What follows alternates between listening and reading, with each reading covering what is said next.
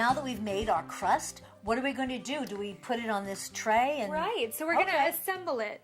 And I love to make little 4-inch rounds on this. We can take the crust here and just portion it out onto the tray and press it down. It is a little bit tricky at first. Yeah, because you want it, you have to press it together. You really do have to use your muscular structure to do this. So you get involved and get your hands a little bit dirty. So I like to just kind of press it around and make a flat round shape out of it. It doesn't have to be perfect either, Marie, because we're putting the apples on top. And what that does is it really softens the mixture. It's going to go back in the dehydrator with the apples on top for about another hour. So this is the part where we're going to add the fresh apples. They've been in the dehydrator about an hour. We just happen to have some freshly dehydrated apples. An hour? It's been about an hour, yeah. Oh, look at that. Isn't that beautiful? Goodness, I can't believe those are the same apples. I could eat it off the tray. It looks so good. Scoop it right on up the top there, yeah. The texture's going to further modify. The flavor's going to further modify in the dehydrator with the way the fans circulate the warm air over the top. So it's just something to know that it's not going to be exactly the same going in as it is coming out, which is kind of fun. You know, it's really that opportunity to create a culinary masterpiece, if you will. A culinary masterpiece. My favorite. Then once you get the layers that you're looking for, kind of come around the side and press it around the side so I that should press it? So they start to combine. And if you put one hand around the outside and around the inside, then you can keep that crumble from going too far.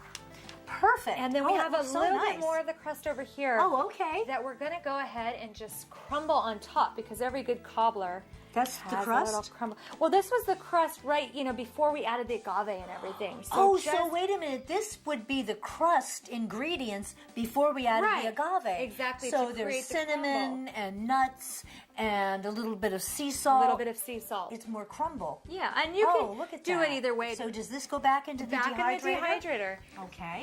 And it's really optimal about an hour once it's all combined like this. Okay. Jenny, this looks amazing. This is the apple cobbler we made in the Sedona Rawfood dehydrator. I can't believe it. It looks like any other apple cobbler. It smells great.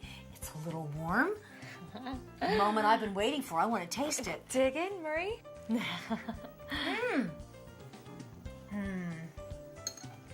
Jenny. And it's nice because you have a little of that warmth, right? Let me taste the crust.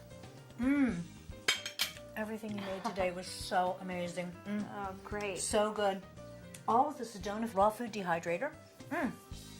I can't believe how many things you can do besides just drying raw fruits and vegetables. I loved everything you made today. The stuffed mushrooms. We made zucchini flax wraps, crunchy kale crackers. That's right. We made amazing pizza go-go balls. Everything from appetizer to dessert. It was all wonderful, and you are quite the chef. You know, the thing about the dehydrator is it really opens up the culinary options for living in raw foods. Suddenly you can create anything from appetizers to wraps to breads to desserts without really much effort. Are these recipes in your book? They are. They're in Raw Basics, and we also have some great ones to get you off and running in the Sedona Dehydrator Manual. Oh, so in the manual, there are some of these recipes too? Yeah, the and wraps, others? the marinated vegetables. Oh, cool. Yeah, things that you don't want to go without. I'll tell you what I don't want to go without. I don't want to go without this dehydrator. I have one in my kitchen, and I'm going to be rolling it out to make these recipes that Jenny taught me today. Thank you so much, Jenny. What a pleasure. Oh, thank you, Marie.